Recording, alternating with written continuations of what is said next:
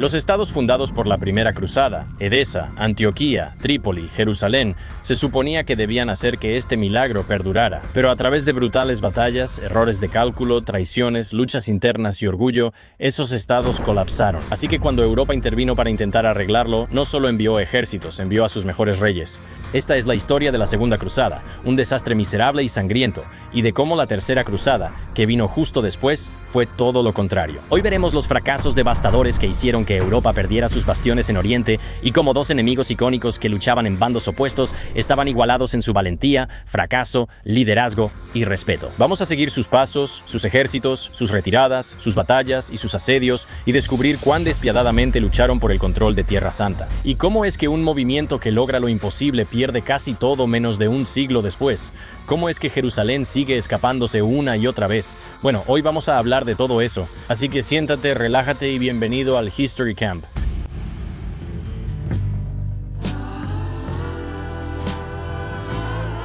¿Qué tal, gente? Bienvenidos de nuevo al History Camp. Mi nombre es Mark Gagnon y gracias por acompañarme en mi tienda, donde cada semana exploramos las historias más interesantes, fascinantes y controvertidas de toda la historia, de todos los tiempos, para siempre. Sí, eso es lo que hago en esta tienda cada semana mientras trato de entender todo lo que ha sucedido alguna vez. Y hay muchas cosas. Cada día se agregan cosas nuevas a la lista y no hay tiempo que perder. Pero antes de que entremos en este fabuloso episodio que me emociona muchísimo, una secuela o hasta una trilogía, por así decirlo, solo quiero agradecerle a algunas personas. Primero, quiero darte las gracias a ti. Sí, amigo, quiero darte las gracias a ti. También, dama, un solo amigo y una sola dama. Quiero darles las gracias por hacer clic en este episodio. Cada vez que ves o escuchas un episodio de Camp on History Camp, Religion Camp o el canal principal Camp Gagnon, realmente me ayudas. Ayuda a que el programa crezca. Nos ayuda a conseguir invitados geniales. Ayuda a mantener la luz encendida en la tienda, las luces encendidas en la tienda y también ayuda a mantener el fuego ardiendo aquí en el campamento. Y por supuesto, ayuda a que mi amigo multimillonario extremadamente rico se haga más y más rico cada día. Y su nombre es Christos Papadopoulos. Christos, ¿cómo estás? ¿Eso es para mí? Perdón, estaba contando dinero. Sí, ves, eso es lo que digo. Esa es parte de la razón. Cuando la gente dice, cómanse a los ricos, están hablando de ti. Muy bien, 1.000.000, uno. Te tomas un descanso de tus caras vacaciones en Amalfi en tu yate para acompañarme en la tienda a grabar. Y por eso estoy agradecido, pero también es simplemente asqueroso. Cuando quieras, Mark. Así que hoy estamos haciendo el segundo episodio, supongo, de la serie sobre las cruzadas. Probablemente viste nuestro primer episodio sobre las cruzadas y vaya que estuvo bueno. Me encantó ver específicamente la historia de la iglesia, pero en esta especie de época protomedieval es fascinante. Bien, si no viste ese episodio, buenas noticias, tengo un pequeño resumen para ti. Muy bien. Y básicamente la primera cruzada comienza alrededor del año 1095. El Papa Urbano II llama a un montón de cristianos occidentales a tomar las armas después de que el Imperio Bizantino pidió ayuda contra los turcos selyúcidas, porque estos turcos selyúcidas habían tomado un montón de tierras y estaban empezando a amenazar al mundo cristiano oriental. Tomaron gran parte de Anatolia. Y lo que sigue es un gran episodio que deberías ver en otro momento, pero básicamente es una peregrinación armada caótica pero sorprendentemente exitosa. Ya sabes, tienes, caballeros y nobles y campesinos y fanáticos, todos cruzando Europa hacia el Medio Oriente, y hay hambruna, enfermedades, rivalidades y asedios en todos estos lugares. Y contra todo pronóstico, llegaron a Jerusalén en 1099, capturaron la ciudad en una masacre bastante brutal, creo que se puede decir, y establecieron 4 estados cruzados: Edesa, Antioquía, Trípoli y el Reino de Jerusalén. Ahora, para muchos católicos, ya sabes, en todo el mundo, se convirtió en la victoria imposible que demostró que Dios estaba con ellos. Ahora, para mis amigos musulmanes, fue la invasión impactante que expuso cuán dividido se había vuelto el mundo islámico. Y ahí es donde dejamos las cosas en 1099. Tienes estos 4 estados, ¿verdad? Plantados en medio del mundo islámico: Jerusalén, Antioquía, Trípoli y Edesa. Ahora, Edesa es el más vulnerable. Es el que está más al norte y más al este. No tiene salida al mar, no tiene costa y está rodeado. También tiene el estado que Balduino se quedó para sí mismo mientras todos los demás seguían sufriendo afuera de Antioquía. Y eso realmente importa porque desde el principio, Edesa fue más un producto de la ambición personal que de una verdadera unidad colectiva. Fue, en cierto modo, una maniobra para sacar dinero. Pero ahora, en la década de 1140, está siendo gobernada por Joselino II, quien ha logrado enemistarse con casi todos a su alrededor. Se ha peleado con Antioquía, se ha peleado con Trípoli y se ha quedado sin ningún apoyo real. Y luego toma la peor decisión que podría haber tomado. Saca a su ejército de la ciudad para ir a ayudar en una disputa local armenia, dejando a Edesa completamente vulnerable y totalmente expuesta.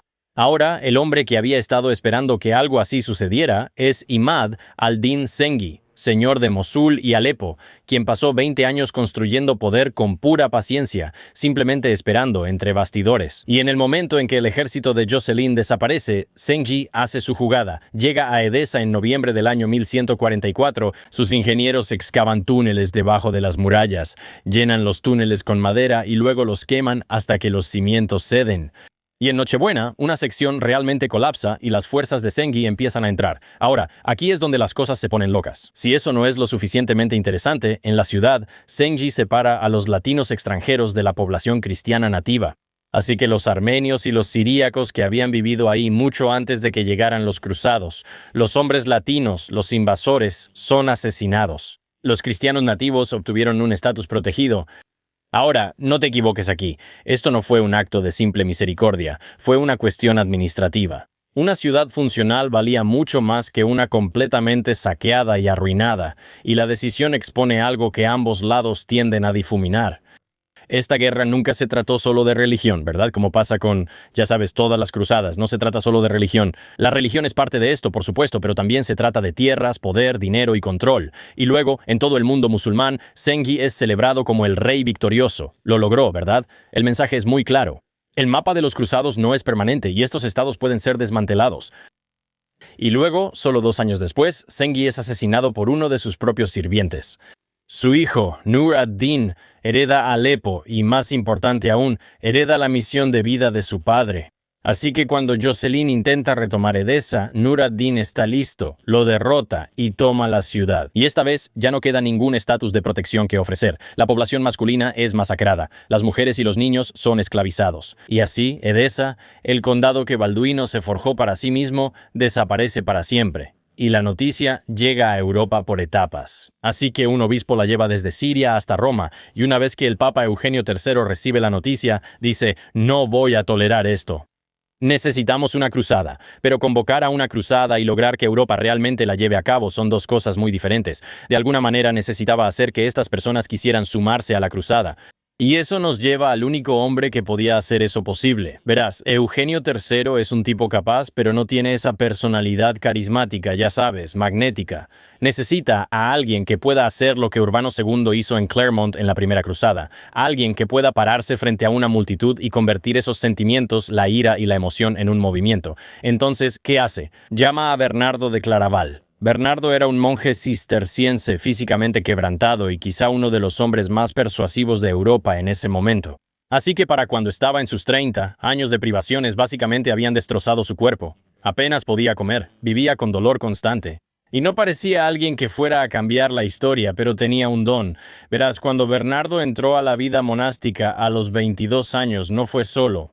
Llevó a hermanos, amigos y familiares, en total unas 30 personas, y podía lograr que la gente abandonara la comodidad, el estatus y la herencia solo con hablarles. Y eso es como, ya sabes, lo primero en su currículum. Él es como: amigo, elegí la vida monástica para vivir básicamente en la pobreza, sin casarme, y para llevar una vida puramente ascética. Y si puede convencer a otras 30 personas de hacerlo, o sea, tiene un don, ¿sabes?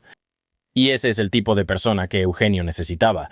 Así que el 31 de marzo de 1146, Domingo de Ramos, en Vézelay, en Borgoña, hay una multitud tan enorme que tienen que construir una plataforma de madera en una colina solo para contener a todos.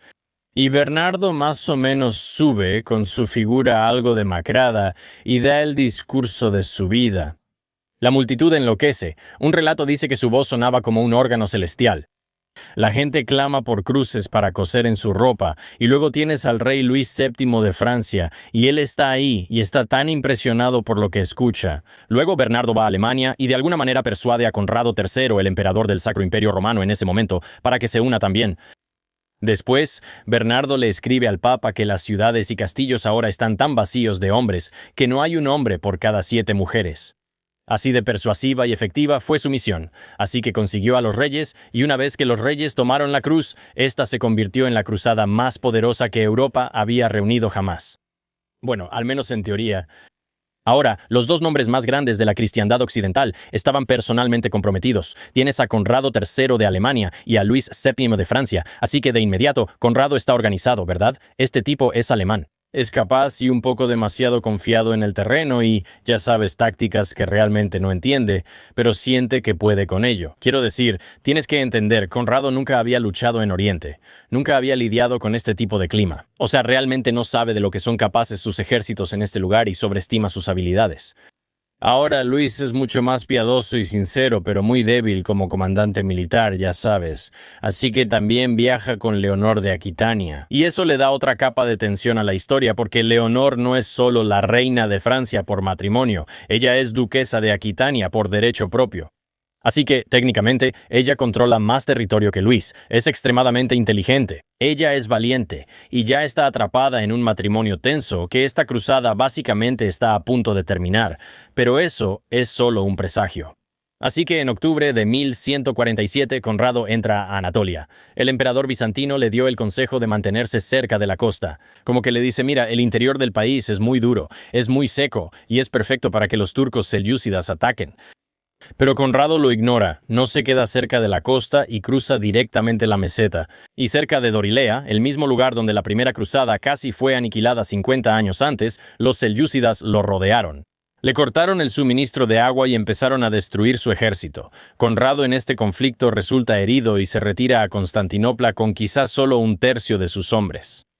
Y no fue como que tuviéramos mala suerte o que nos superaran, fue simplemente arrogancia. Y luego Luis toma la misma ruta y acaba siendo destrozado en las montañas de Cadmo en enero de 1148 y ve como todo su ejército cae en el caos hasta que los caballeros templarios de entre todos tienen que intervenir e imponer el orden. Así que ahora ambos reyes finalmente logran llegar a Jerusalén por mar, hechos polvo. Pero primero se detienen en Antioquía, y ahí es donde el matrimonio real francés explota. ¿Recuerdas a Leonor y Luis todo ese asunto? Bueno, el tío de Leonor, Raimundo, príncipe de Antioquía, quiere que Luis ataque hacia el norte, en Alepo, el centro del poder de Nur ad-Din. Y estratégicamente, en realidad tiene razón aquí. Si Edesa es la razón por la que existe toda esta operación militar, esta cruzada, entonces debilitar a Nur ad-Din tiene mucho más sentido que marchar directamente a Jerusalén e intentar tomarla, ¿sabes? Leonor está de acuerdo con él públicamente, pero Luis se niega. Su voto es ir a Jerusalén y no va a dejar que la estrategia se imponga sobre, ya sabes, su piedad y su servicio a su Dios. Y la discusión se pone fea. Luis hace que Leonor sea sacada de Antioquía en contra de su voluntad y la lleva de regreso al ejército. Y Leonor está furiosa, nunca se lo va a perdonar. 4 años después, el matrimonio es anulado, básicamente simplemente cancelado. Y Leonor se vuelve a casar de inmediato, esta vez con Enrique II de Inglaterra, y uno de sus hijos es Ricardo. Ese hijo se convierte en el único rey que realmente lucha en la Tercera Cruzada. Una locura, ¿verdad? Pero antes de llegar a Ricardo, la Segunda Cruzada todavía tiene una última oportunidad de justificarse, y aquí es donde simplemente se viene abajo por completo. Así que para junio de 1148 los reyes están en Acre tratando de responder una pregunta muy simple. ¿Qué estamos haciendo? O sea, ¿qué vamos a atacar? ¿Cuál es nuestro plan? O sea, ¿qué está pasando? Entonces, el objetivo original de la cruzada era recuperar Edesa, ¿verdad? Pero Edesa ya estaba perdida. O sea, no queda nada por recuperar. Toda la gente que estaba ahí desde la primera cruzada fueron masacrados. Así que cambian de objetivo y eligen tomar Damasco, lo cual es un problema porque Damasco no es su principal enemigo. Durante años, a menudo se ha aliado con los estados cruzados contra Zengi y Nur ad-Din. Y los varones locales también lo saben mejor que nadie. Pero marchan hacia Damasco de todos modos y primero toman posición en el lado occidental. Ya sabes, están pensando que tienen buen terreno aquí, hay agua, hay sombra. Y luego, en una de las decisiones más extrañas de todas las cruzadas, se cambian al lado oriental, que es completamente terreno abierto, no hay sombra, no hay agua, no hay cobertura. Y luego las fuerzas de refuerzo de Nur ad-Din se acercan y los cruzados se retiran, y eso es todo. 4 días fuera de Damasco, y los reyes de Europa simplemente se dan la vuelta y se van a casa.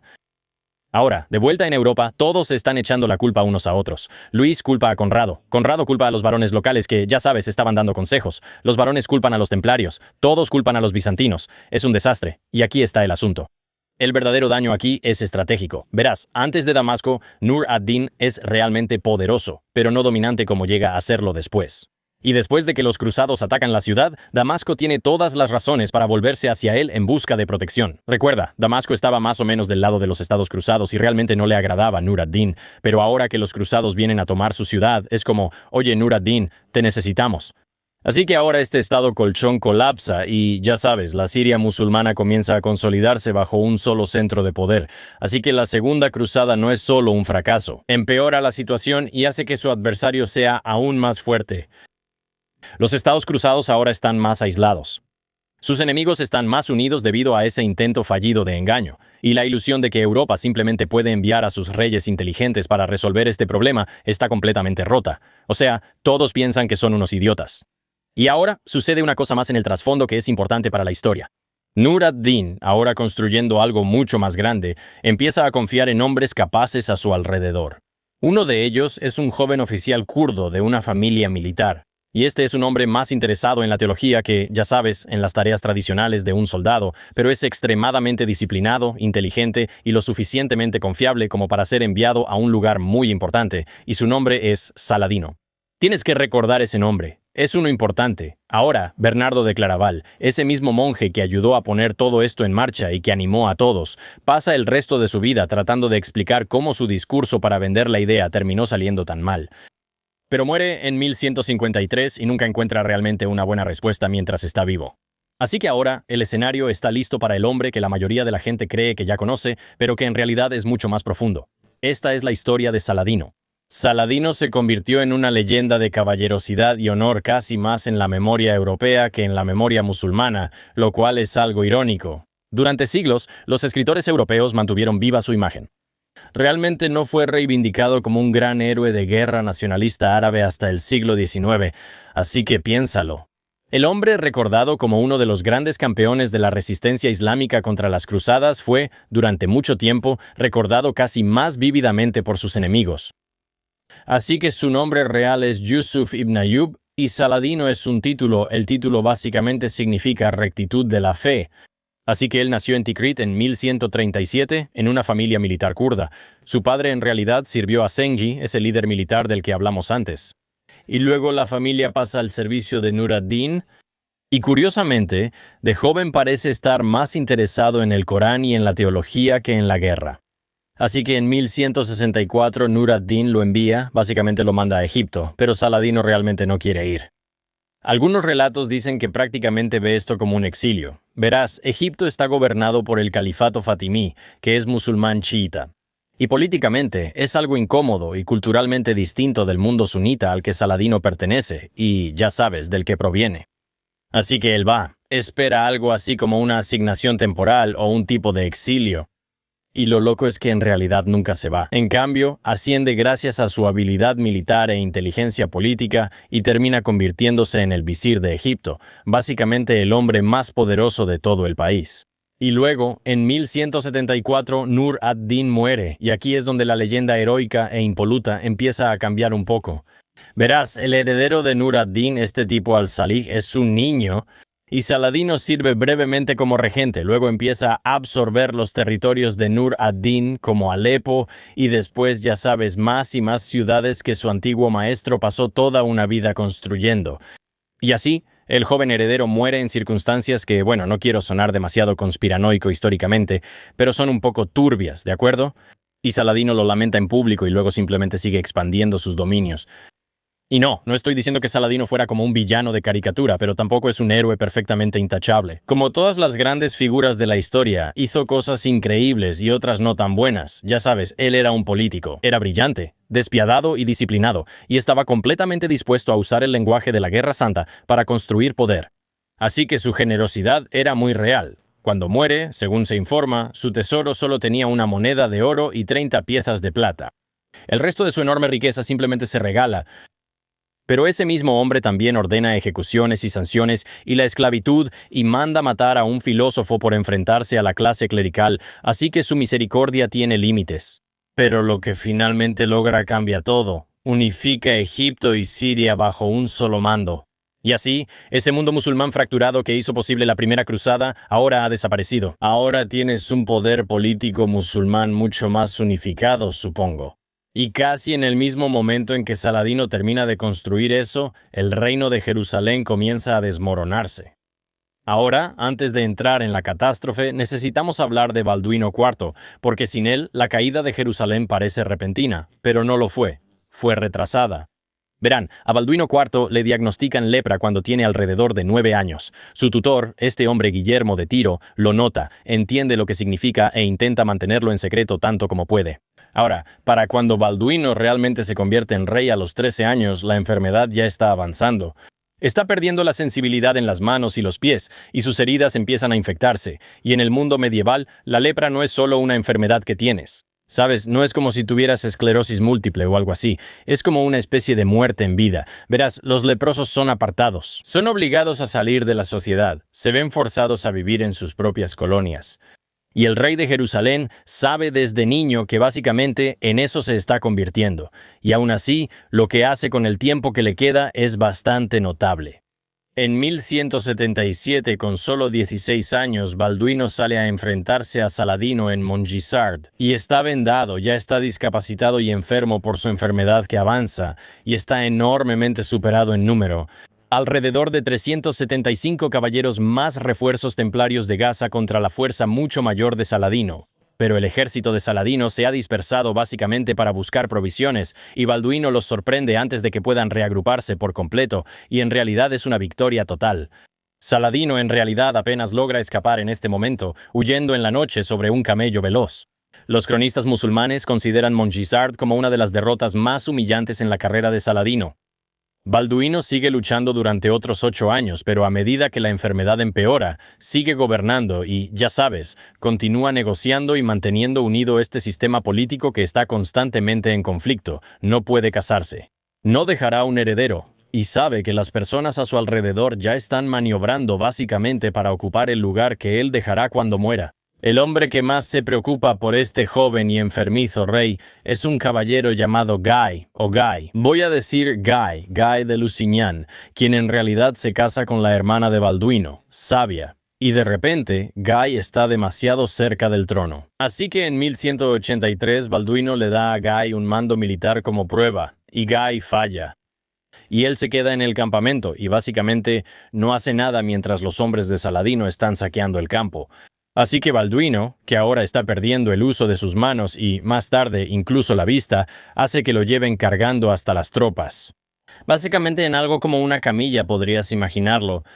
Y toma el mando personalmente, le quita la autoridad a Guy y arregla que el hijo pequeño de Sabia sea coronado como correy para bloquear el camino de Guy. ¿Ves lo que está pasando aquí? Básicamente Balduino sabe que se va a ir y necesita de alguna manera crear un heredero. Él no tiene hijos propios. Y parece que todo podría pasar al esposo de su hermana, pero sabe que el esposo de su hermana, Guy, es demasiado débil, así que ahora piensa, ¿sabes qué? El hijo de mi hermana va a tomar el control. Pero solo hay un número limitado de veces que un hombre moribundo puede salvar el reino. Así que Balduino IV muere en 1185 todavía muy joven, y en menos de un año, esta estructura política que se pasó todo su reinado tratando de mantener en pie se ha derrumbado por completo, porque esto es lo que sucede. Guido de Lusignan es rey, y ahí es donde las cosas empiezan a desmoronarse. En 1187 el reino gira en torno a 3 hombres, y cada uno hace que el desastre sea mucho más probable. El primero es Guido de Lusignan, él es el rey, ¿verdad?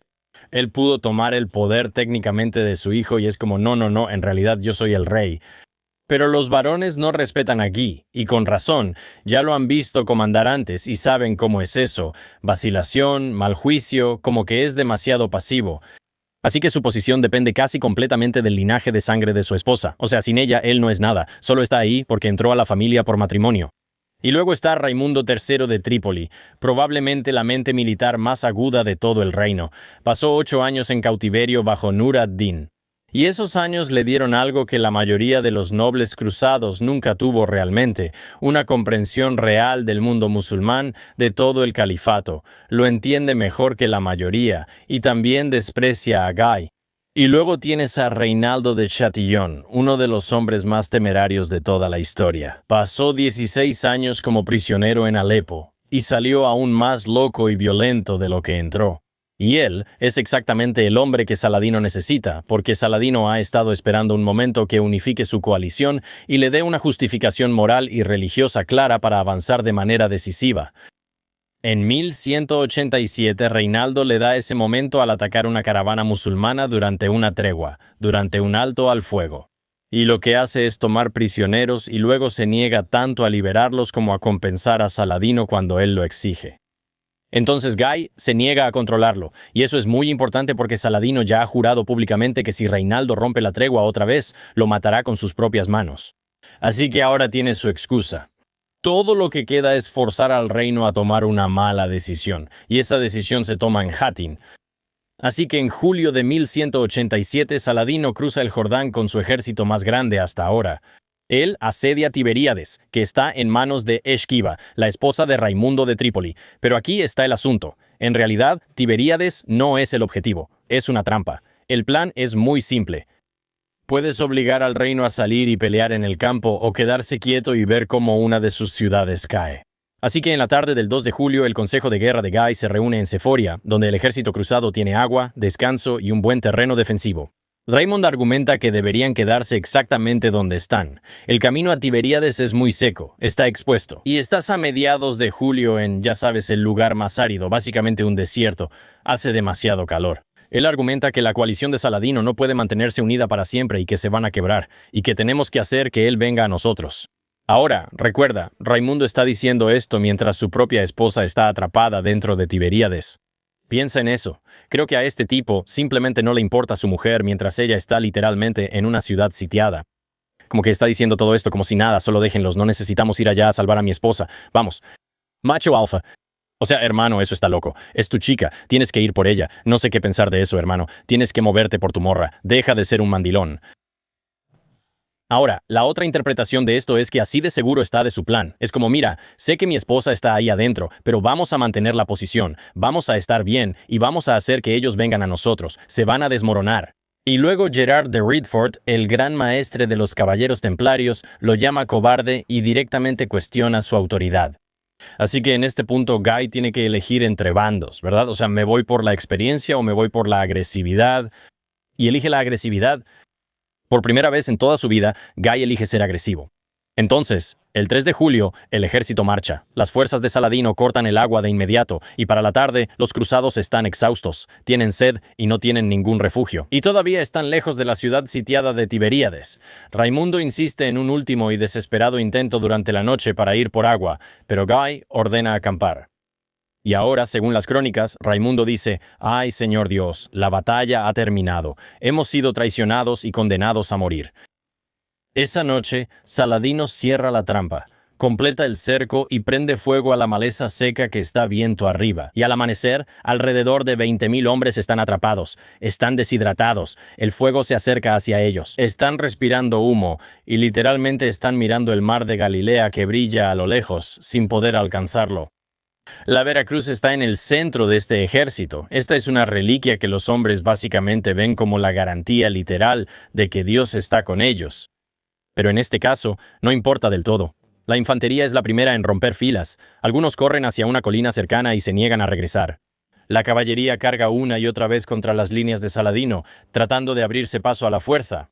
Raymond lidera una carga y de hecho logra abrirse paso. Y algunas fuentes sugieren que Saladino intencionalmente deja una brecha abierta, apartando al único hombre que aún podría ser capaz de organizar una resistencia. Así que básicamente como al mediodía del 4 de julio de 1187 todo ha terminado. Guy es capturado, la Veracruz es tomada. Y según la leyenda, nunca es devuelta y nunca se vuelve a ver. Literalmente la reliquia más sagrada de la cristiandad latina simplemente desaparece de la historia, la Veracruz en la que Jesucristo fue ejecutado y crucificado. Saladino ejecuta personalmente a Reinaldo de Chatillon tal como juró que lo haría. Dijo, «Oye, nos traicionaste, teníamos una tregua, capturaste a nuestra gente, y ahora te voy a matar con mis propias manos». Y lo hizo. O sea, capturó a templarios y, ya sabes, ahora les están ofreciendo conversión o muerte, y la mayoría de los templarios, manteniéndose firmes, eligen la muerte. Y Raimundo, el hombre que vio venir todo esto, se va primero hacia Tiro y luego a Trípoli, donde observa cómo ciudad tras ciudad caen en las semanas siguientes.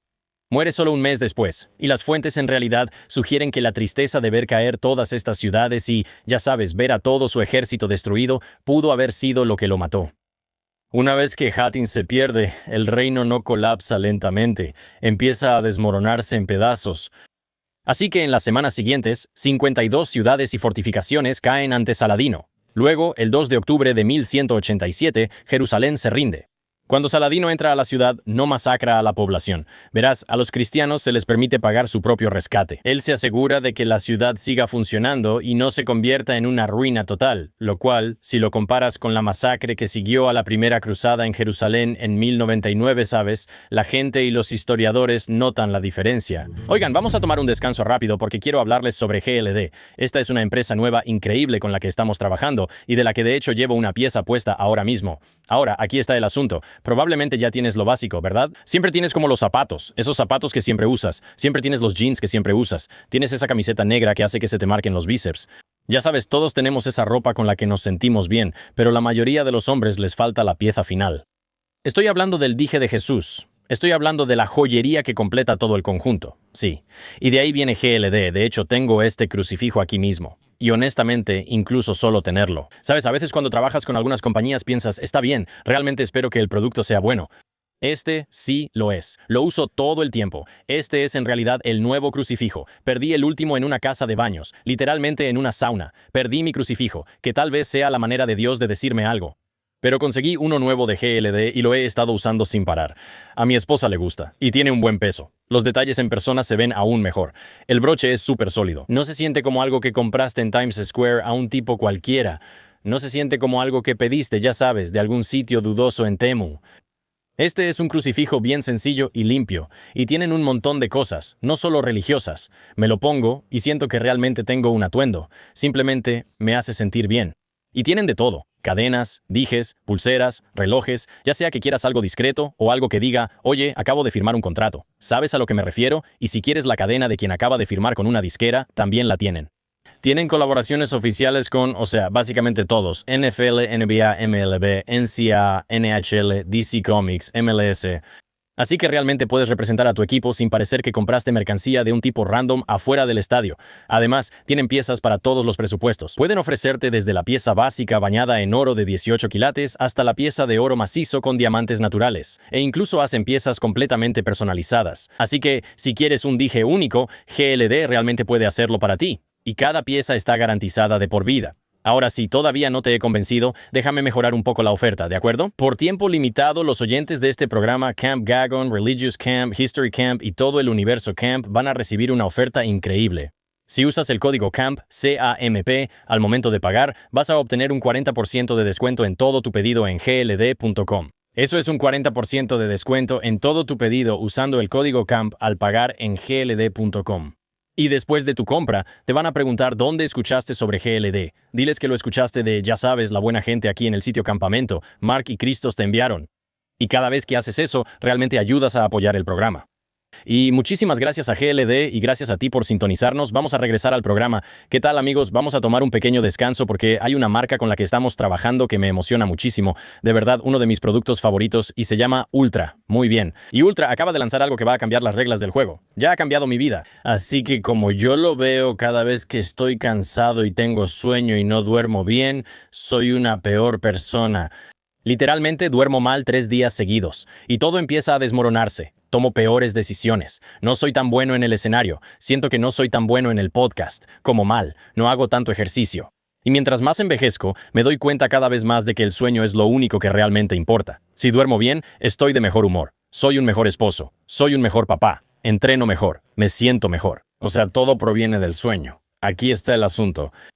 Tomas gomitas de melatonina o algo así. Tienen tanta melatonina que en realidad pueden empeorar tu sueño. A veces estarás demasiado adormilado para despertarte. O tomas algún medicamento para dormir de venta libre. Sí, eso va a arruinar completamente tu sueño. Y no quieres depender de un medicamento fuerte solo para poder dormir como un adulto normal. Y por eso quiero hablarles sobre las nuevas bolsitas para dormir de Ultra. Esto en verdad es genial.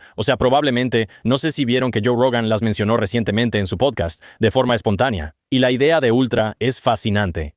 Ahora todos saben que Ultra tiene bolsitas energéticas. ¿Saben? Básicamente tienen el mismo ingrediente activo que encuentras en la cafeína, y es un impulso sin nicotina que simplemente te hace sentir bien. Ahora, es increíble. Y he estado usando las bolsitas Ultra por un tiempo. Este es el nuevo sabor de frambuesa azul que me encanta. Y simplemente la tomo durante el día. Me ayuda a reducir mi consumo de nicotina y simplemente me siento bien. Te da como un pequeño impulso, pero aquí es donde lo cambiaron. Hicieron una bolsita para relajarse. Esta es la que me pongo justo antes de irme a dormir, como cuando estoy sentado en el sillón, mi esposa viendo un programa y quiero ponerme algo. Me pongo la bolsita Ultra Sleep. Este es el sabor miel con limón. Sabe increíble. Y es que, ya sabes, es agradable hacer algo, ¿no? Ahora, aquí está el asunto. No me despierto como si estuviera agotado. No estoy consumiendo nicotina ni cafeína justo antes de irme a dormir. Esto en realidad tiene una combinación de ingredientes que tiene sentido. Tiene 1 miligramo de melatonina, que es una dosis mucho más razonable. No tienes que tomar de repente como 10 miligramos ni nada por el estilo.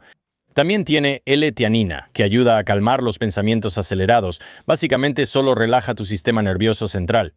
Y te da esa sensación de que, en vez de estar dándole vueltas a las cosas en la noche, simplemente dices, me voy a dormir. También tiene magnesio, que ya deberías estar tomando para ayudarte a dormir.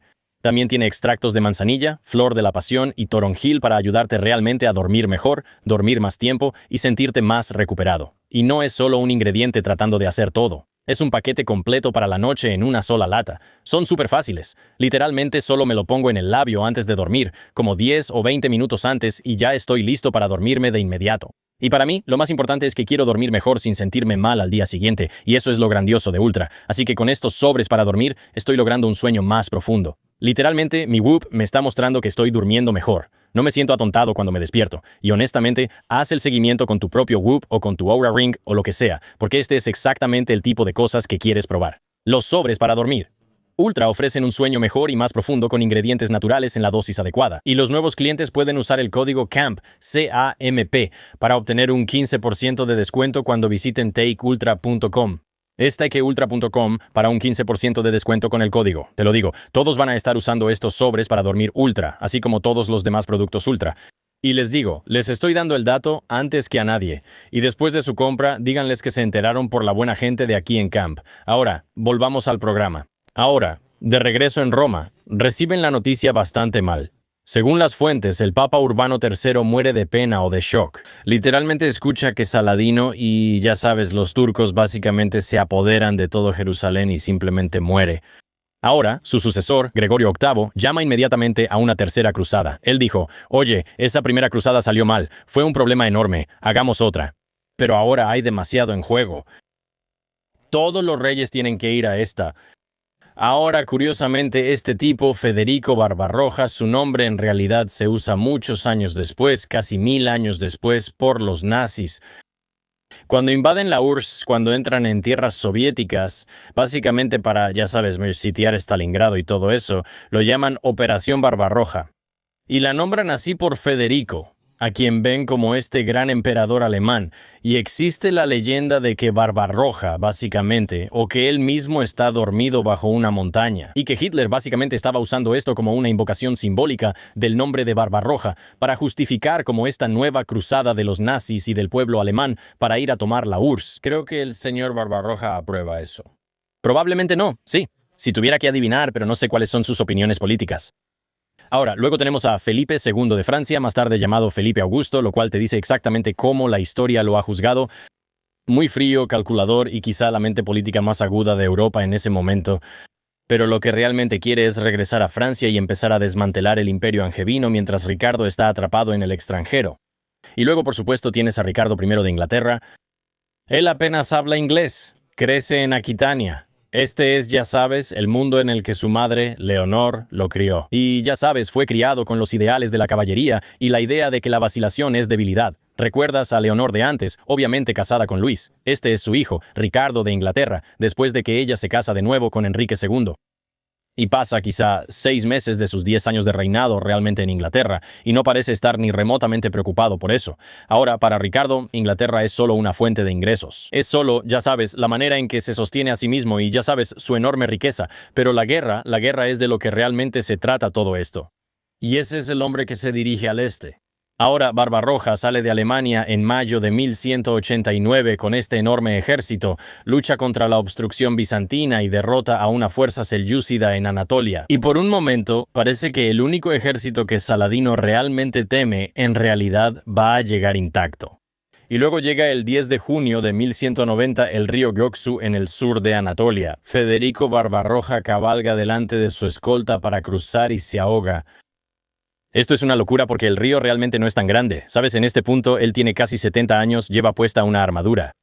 Pero básicamente, según cuenta la historia, una vez que cae al río, no sale. Ahora, el ejército que representaba la mejor oportunidad de victoria para Europa casi de inmediato se desmorona. La mayoría de las fuerzas simplemente dicen, bueno, nuestro líder está muerto, nos vamos a casa. Así que esta fuerza que aterrorizaba a la corte de Saladino ahora ya no existe, porque un viejo emperador simplemente va y muere en un río, lo cual es gracioso. Pero Hitler nombró su asedio a Stalingrado y su invasión a Rusia en honor a este tipo, porque básicamente pasó lo mismo, más o menos. Es como que vas allá, tienes todo este asunto, te ves muy feroz y luego todo se desmorona. Algo apropiado, así que ahora la cruzada pertenece a los otros dos reyes, y eso se convierte en un problema de inmediato.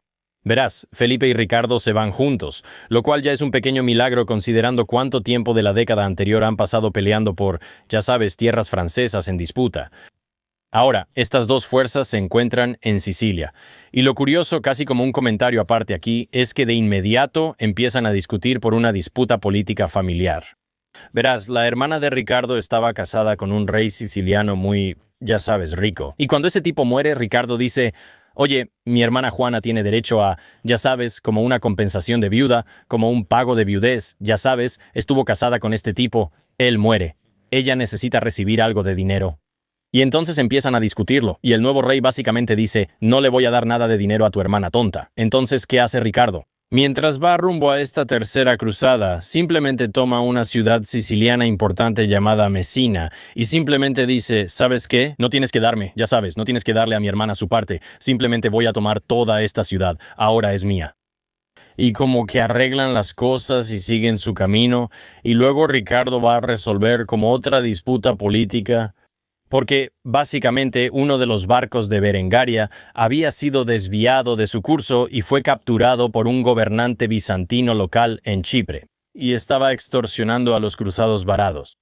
Así que Ricardo conquista la isla en unos pocos días. Y esto es importante porque la isla de Chipre se convierte en una base de suministros crítica para todo lo que sigue, lo cual es algo gracioso porque Ricardo simplemente va y toma el control de este lugar solo porque tiene a algunas personas ahí, pero también te dice algo sobre Ricardo. Las cosas a su alrededor suceden muy rápido y de manera muy violenta. A Ricardo le gusta resolver las cosas simplemente tomando lo que quiere, y finalmente llega a Acre en junio de 1191. Ahora, para cuando Ricardo llega, Acre ya ha estado bajo asedio durante 2 años. Pero la razón por la que todavía hay una presencia cruzada ahí se debe, curiosamente, a un tipo del que hablamos antes, Guido de Lusignan. Sí, el mismo tipo que perdió Jerusalén en la batalla de Hattin, el mismo tipo que fue pasivo, ya sabes, al que Balduino estaba poniendo a prueba, que era visto como un perdedor.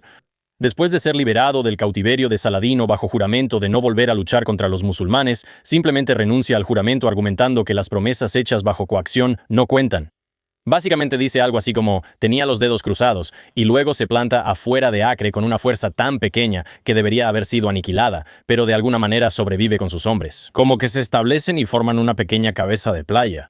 Ahora, al mismo tiempo, Tiro está siendo defendida por Conrado de Montferrato, quien llegó casi por accidente en 1187, y luego se negó a irse. Y luego convirtió la ciudad en, ya sabes, como la única gran fortaleza costera que Saladino no pudo tomar. Así que tienes estos dos lugares, ¿verdad? Luego Guy intenta usar Tiro como base. Conrado lo rechaza. Así que, para cuando Ricardo llega, los cruzados no solo están luchando contra Saladino, están peleando por lo que queda de su propio reino, y estos dos como pequeños reyes rebeldes que están gobernando estos pequeños territorios. Y luego el problema de la sucesión empeora aún más. Así que en 1190 la esposa de Guy muere en el campamento del asedio.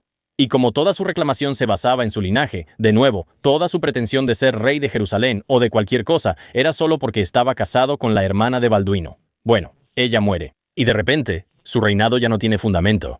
Así que los varones intervienen, logran la anulación del matrimonio de Isabela y la casan con Conrado en su lugar. Ella tiene 20 años y, según se dice, no quiere la anulación, pero el reino no está dispuesto a esperar a nadie. Ahora, efectivamente, hay dos reyes rivales. Y en medio de ese caos entra Ricardo trayendo máquinas de asedio, energía y empuje. Y solo piensa en lo que hace Ricardo, en lo que sabes de Ricardo hasta ahora.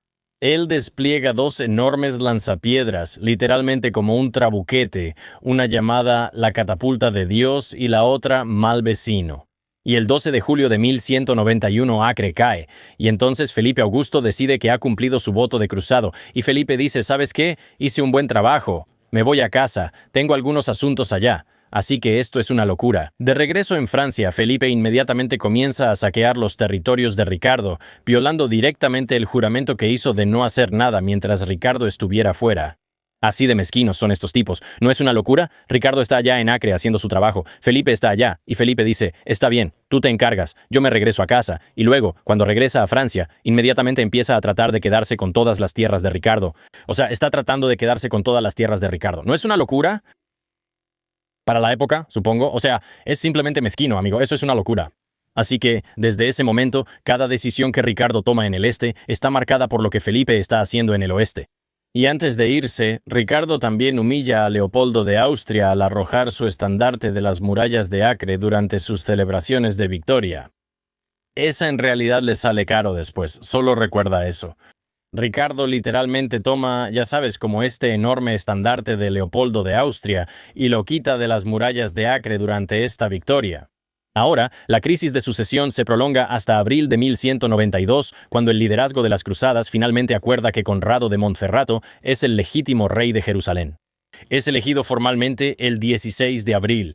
Ahora, el mensaje le llega en Tiro el 24 de abril y luego, solo 4 días después, el 28 de abril, Conrado es apuñalado en las calles por 2 miembros de la orden Nazari Ismailí, los asesinos, y muere esa misma noche.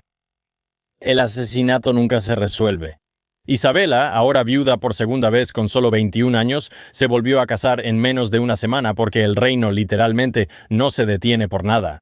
Ahora, en cuanto a Guy, ¿recuerdas a Guy de Lusignan? Bueno, Ricardo le compra sus derechos y básicamente solo le da Chipre. Ahora de nuevo Guy ni siquiera tiene realmente ningún derecho divino para ser rey en absoluto, pero aún así, Ricardo le dice, oye, solo encárgate de Chipre. Lo conquisté hace solo unas semanas, puedes quedártelo. Esta es la isla que simplemente conquistó de camino. Bueno, Guy ahora se convierte en el rey de Chipre y sus descendientes gobiernan Chipre durante casi 3 siglos. Piensa en eso, piensa en la vida de Guy. O sea, qué situación tan loca. Ha tomado algunas de las peores decisiones militares de su generación y es como, ya sabes, Balduino trata de apartarlo y su derecho al trono le es quitado porque su esposa muere. Y es como un perdedor, está acabado y lo sitian en Hattin, bla bla bla. Termina obteniendo esta enorme isla de Chipre, que hoy es un país, y luego termina formando una dinastía que dura como 300 años. Y luego Conrado, lo recuerdas, es el tipo que defendió Tiro, salvó lo que pudo, ya sabes, después de Hattin. Bueno, finalmente fue reconocido por eso y se convirtió en el legítimo rey de Jerusalén. Lo logró y ahora está muerto 4 días después. Quiero decir, el mundo medieval es tan loco y no hay justicia en ningún lado. Pero el momento más oscuro de la cruzada de Ricardo llega después de la caída de Acre. Así que los términos de rendición en Acre son muy claros. 200.000 dinares de oro la liberación de 1.500 prisioneros cristianos y quieren la devolución de la Vera Cruz. Y Saladino está de acuerdo. Y luego no cumple con la primera fecha límite. ¿Por qué? Bueno, las fuentes no lo aclaran. Tal vez fue un retraso, tal vez fue un problema logístico. De cualquier manera, Ricardo pone otra fecha límite. Luego, el 20 de agosto de 1191 saca a unos 2.700 prisioneros musulmanes fuera de las murallas de Acre y los ejecuta a la vista del ejército de Saladino. Y la lógica militar aquí es bastante brutal, pero es bastante simple, ¿no? No puede avanzar hacia Jerusalén mientras alimenta, da agua, custodia y transporta a miles de prisioneros después de que el acuerdo de rescate claramente se vino abajo. Es como decir, oye, tenemos Acre, tenemos a todos tus hombres, ¿los quieres o no? Y aquí es donde entra en juego la comparación entre Saladino y Ricardo. En Hattin, Saladino ejecutó a un montón de caballeros templarios que fueron capturados porque no podía permitirse dejar que los soldados más peligrosos del mundo cruzado salieran y pelearan contra él después. Y aquí, Ricardo está haciendo el mismo tipo de cálculo pero de una manera diferente, en un contexto diferente. Pero, ya sabes, es básicamente el mismo resultado. Sabes, ambos actos son horribles, pero se hacen en contextos sutilmente diferentes. Y ahora la Vera Cruz, que se exigía como parte del trato, tampoco se entrega nunca. Y en este punto, de nuevo, simplemente desaparece del registro histórico. Saladino responde ejecutando a la mayoría de los prisioneros cristianos que aún tenía en su poder. Ahora, después de eso, la cruzada se vuelve algo más limitado, más difícil y en ciertos aspectos más trágico, porque ahora Ricardo tiene que ganar. Así que Ricardo marcha hacia el sur a lo largo de la costa hacia Jaffa. Saladino lo sigue constantemente con arqueros a caballo, básicamente tratando de encontrar una ruptura en la formación, pero no lo logra. Ricardo mantiene al ejército avanzando en orden disciplinado, absorbiendo ataque tras ataque. Un testigo ocular dice que los cruzados tenían tantas flechas clavadas en su armadura acolchada que parecían puercoespines y literalmente iban arrancando las flechas mientras marchaban y se las devolvían a los ingenieros para reutilizarlas contra sus enemigos. Y luego, en Arsuf, el 7 de septiembre de 1191, dos caballeros finalmente pierden el control y cargan sin órdenes.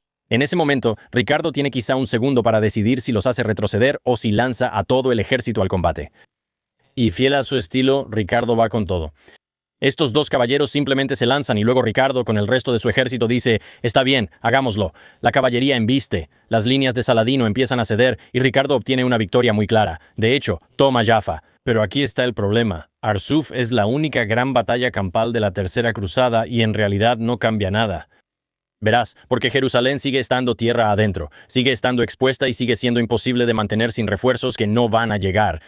Así que cuando a finales de 1191, Ricardo marcha con prácticamente todos sus ejércitos a unos 20 kilómetros de la ciudad, y sus consejeros, especialmente los templarios que conocen muy bien este terreno, quiero decir, han estado defendiendo Tierra Santa y conocen el camino, empiezan a decirle la verdad. Sí, puede que la tomes, pero probablemente no la vas a conservar. Tu ejército se va a ir a casa y Saladino seguirá aquí con sus ejércitos muy cerca, y ellos intentarán recuperarla. Así que Ricardo se da la vuelta. En el verano de 1192 llega así de cerca otra vez y luego vuelve a retroceder. Y los peregrinos están devastados. Según se informa, Ricardo se niega incluso a mirar Jerusalén desde las colinas porque no puede soportar ver una ciudad que desea, que puede conseguir, pero que no puede conservar. Ricardo entiende algo que muchos cruzados realmente nunca comprenden. Tomar una ciudad y mantener una ciudad no son lo mismo. Puede ganar la primera batalla y puede conseguir la ciudad, pero va a perder la guerra antes del invierno. Así que rechaza la victoria simbólica solo porque sabe que no serviría de nada, y tal vez eso sea inteligente, pero para las personas que lo viven, se siente como un fracaso. Y eso es lo que hace que lo que sucede después sea tan extraño, porque los dos hombres en lados opuestos de esta guerra en realidad empiezan a hablar. Verás, Ricardo y Saladino nunca se encuentran cara a cara. Todo pasa por intermediarios, como obispos, enviados, especialmente el hermano de Saladino, Aladil. Y el tono que se conserva de esos intercambios es realmente interesante, y es la razón por la que Saladino es tan recordado a lo largo de la historia europea. Por ejemplo, cuando Ricardo se enferma de fiebre, Saladino le envía fruta y le manda nieve del Monte Hermón. No como un tratado formal, sino simplemente como un regalo. Y en realidad es interesante. En cartas, Ricardo dice algo como, los musulmanes y los francos se están desangrando, el país se está arruinando, se han sacrificado bienes y vidas en ambos lados, ha llegado el momento de detener esto. Saladino responde que Jerusalén pertenece al mundo musulmán tan profundamente como pertenece al mundo cristiano, y que no va a rendirla, ya sabes, con más facilidad de la que Ricardo podría simplemente abandonar la cruzada. No es amistad, pero más bien es una relación en la que se entienden. Es lo suficientemente cercana como para que todo esto se sienta más extraño que la típica narrativa simplista de una guerra santa. Estos dos hombres parecen entender lo que nadie más entiende, que estos dos hombres están cargando con algo más grande que ellos. Y luego Ricardo propone algo aún más extraño, que su hermana viuda, ¿recuerdas a Juana de Sicilia cuando va y toma toda la isla de Mesina? Él dice esto, básicamente dice, Juana, ¿qué tal si te casas con Aladil, la hermana de Saladino, y que los dos gobiernen juntos Jerusalén como una monarquía cristiano-musulmana? Y es una locura, es como una idea descabellada, pero es algo inteligente. Bueno, aquí está el problema. La iglesia dice que no. La iglesia dice no vas a hacer un matrimonio cristiano-musulmán para gobernar Jerusalén. Eso es una locura, aunque es una buena idea. Pero también Juana dice que no, y la idea no llega a nada. Pero el hecho de que Ricardo propusiera esto en primer lugar te dice mucho sobre cómo funciona su mente y cómo se sentía acerca de Saladino y su hermano. Él no solo intenta ganar dentro de la estructura del problema, al menos intenta reemplazar la estructura por completo. Es como, ¿y si inventamos algo completamente nuevo? ¿Cómo? Si tú no vas a detenerte y yo no voy a detenerme, ¿qué tal si hay una tercera opción que tal vez podría hacer que todo esto funcione? En cambio, el 2 de septiembre de 1192, las dos partes realmente firmaron el Tratado de Jaffa. Los cruzados mantienen la franja costera al norte de Jaffa. Jerusalén permanece bajo control musulmán, pero se permite que los peregrinos cristianos la visiten de manera segura. Ricardo se va el 9 de octubre de 1192 y nunca regresa. Y luego, casi de inmediato, los gigantes de esta historia empiezan a desaparecer de ella. Saladino muere el 4 de marzo de 1193, solo 6 meses después de que se firmara este tratado. Tenía 55 años y, según todos los relatos, estaba exhausto por años y décadas de lucha. Y casi tan pronto como se va, el imperio que construyó comienza a fracturarse entre los hijos y los hermanos. Y de nuevo, solo otro problema de sucesión. Y es bastante devastador porque significa que ni siquiera Saladino pudo resolver completamente el mismo problema que atormenta a todos los demás en esta historia. Es la capacidad de mantener lo que has logrado. Sabes, Ricardo no puede mantener la ciudad de Jerusalén y Saladino no puede mantener este imperio que construyó. Así que en el camino de regreso a casa, Ricardo es capturado. ¿Y quién lo captura? Leopoldo de Austria. ¿Recuerdas al tipo cuando rompió la bandera y la tiró en Acre cuando todos estaban celebrando? Y ahora lo mantienen cautivo por más de un año, y el rescate que Leopoldo de Austria pide por Ricardo casi lleva a la bancarrota a toda Inglaterra. Y finalmente regresa, pelea en más campañas en Francia, y luego muere en 1199 a la edad de 41 años. Ahora, Leonor de Aquitania sobrevive a casi todos. Ella vive hasta 1204, lo suficiente para ver morir a Ricardo, ver a Juan heredar este desastre y luego ver cómo el movimiento de las cruzadas se convierte en algo más feo de lo que alguna vez vio con Luis. Ahora Bernardo de Claraval muere en 1153 sin encontrar nunca una respuesta de por qué la idea de las cruzadas que él impulsaba con tanta fuerza se convirtió en semejante desastre. Y los estados cruzados sobreviven, pero apenas. Acre se convierte en la capital de lo que queda de los estados cruzados, y finalmente Acre cae en 1291. La era de las cruzadas en Tierra Santa no termina con un gran enfrentamiento final de una vez por todas, sino más bien con la caída de la ciudad y los sobrevivientes simplemente retirándose hacia el mar y regresando a casa. La primera cruzada tuvo éxito en un mundo musulmán fragmentado. La segunda cruzada fracasó en un mundo cruzado fragmentado. Y la tercera cruzada termina más o menos en empate porque, por un breve momento, ambos bandos eran fuertes y estaban organizados y estaban liderados por hombres honorables y capaces a su manera, y realmente entendieron lo costosa que sería una victoria total. Así que Ricardo en realidad escribe, los musulmanes y los francos se están desangrando, ha llegado el momento de detener esto. Pero en realidad aún no ha llegado el momento, porque todavía hay una cruzada más sangrienta, confusa y desordenada en el horizonte. Entonces, ¿qué hacemos con esto? Ya sabes, la versión fácil de entender esta historia es que los estados cruzados estaban condenados, estaban rodeados por todos lados, no tenían suficientes suministros, refuerzos ni ejércitos, y que Saladino era simplemente inevitable. Y Jerusalén siempre iba a volver a caer en manos de los turcos selyúcidas, o bueno, esa es una versión. Pero creo que la interpretación aquí es en realidad un poco más profunda y tal vez incluso muestra lo contrario. Verás, Balduino IV demuestra que el reino podía sobrevivir bajo un líder capaz. Raimundo demuestra que el desastre podía verse claramente de antemano. Ricardo demuestra que ganar batallas y resolver problemas no son lo mismo. Y lo que rompe estos estados una y otra vez no es solo la presión desde el exterior, son un montón de cosas que están pasando en el interior. Es orgullo, rivalidad, política, mal momento y ya sabes cómo usar agravios personales como política, y solo piénsalo, ¿verdad? Porque el patrón es más grande que solo las cruzadas. Quiero decir, creo que por eso esta historia es tan interesante para mí y para tantas otras personas, porque se repite una y otra vez en tantos lugares diferentes. Como una ciudad sagrada para múltiples mundos, reclamada por la memoria, la fe y la sangre, todo al mismo tiempo. Y tienes a estos hombres que están convencidos de que están defendiendo a Dios mientras no pueden, ya sabes, gobernarse a sí mismos. Y tienes a estos enemigos que a veces se entienden mejor entre sí de lo que los entienden sus propios aliados o su propia gente. Como Ricardo escribió que los musulmanes y los francos están muriendo y que todo esto tiene que detenerse. Y luego, siglos después, todavía se siguen librando guerras por una autoridad percibida, ya sabes, y un deseo de recuperar lo que la gente cree que les pertenece. Y esto nos lleva a una pregunta más profunda que ni siquiera sé si realmente puedes responder. Pero ya sabes, no es solo quién puede tomar Jerusalén, sino cómo defines realmente una victoria. ¿Es tomarla? ¿Es mantenerla? Y no sé si realmente tenemos una respuesta clara para eso. Pero eso, damas y caballeros, es una historia resumida de la Segunda y la Tercera Cruzada. Quiero decir, hay mucho ahí. Quiero decir, es una historia fascinante, ¿saben? O sea, ese es el asunto. O sea, la primera cruzada como que la puedes entender. Es como, está bien, miren, tienen a los turcos que son como los turcos selyúcidas, están tomando Bizancio y necesitamos refuerzos. Así que, ya saben, vamos a conseguir algunos refuerzos. Entonces envían a sus tropas y, ya saben, los cruzados no hacen todo perfectamente, pero logran tomar Tierra Santa, consiguen Jerusalén. Bien, ahora la tienen y ahora tienen que mantenerla. Pero poco a poco las cosas empiezan a desmoronarse, la política se interpone, la secesión se vuelve un problema, y luego tienes a un líder muy capaz del otro lado que logra organizar a todos en torno a este enemigo. Y entonces Saladino puede entrar y puede tomarla, y de repente vas de un lado a otro. Es como, bueno, tenemos que recuperarla, ¿verdad? Porque la tuvimos una vez, la necesitamos de nuevo. Y ahora estás en la lógica del costo hundido donde piensas, vamos a regresar, vamos a recuperarla, vamos a recuperarla.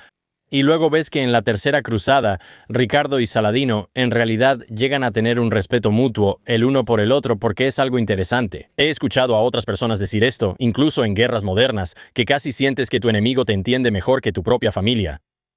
Porque estás en una guerra. Es como si solo las personas que están aquí realmente entienden esto. Y la única persona que entiende la presión que tiene Ricardo sobre sí mismo, ya sabes, como técnicamente el rey de Inglaterra, pero en realidad, ya sabes, como un franco, como una persona francesa.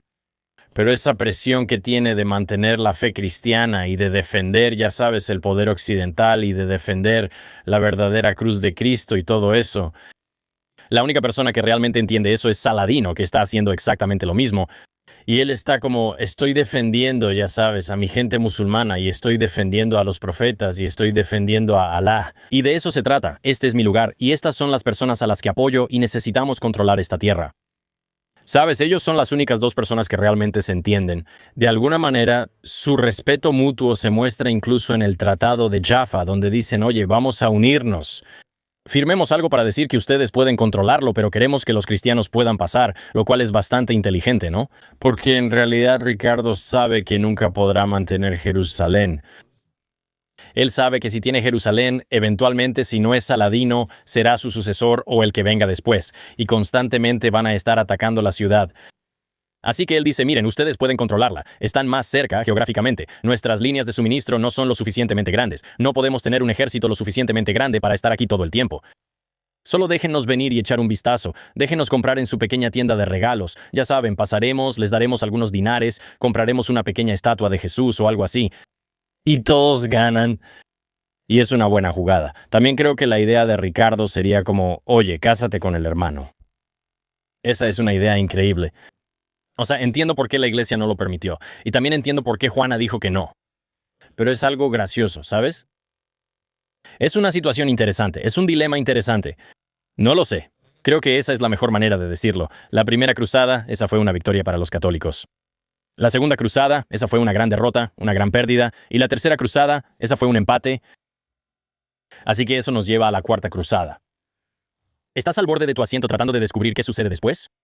No se nota, pero sí. ¿Aprendiste algo de esto? ¿Con qué te quedaste?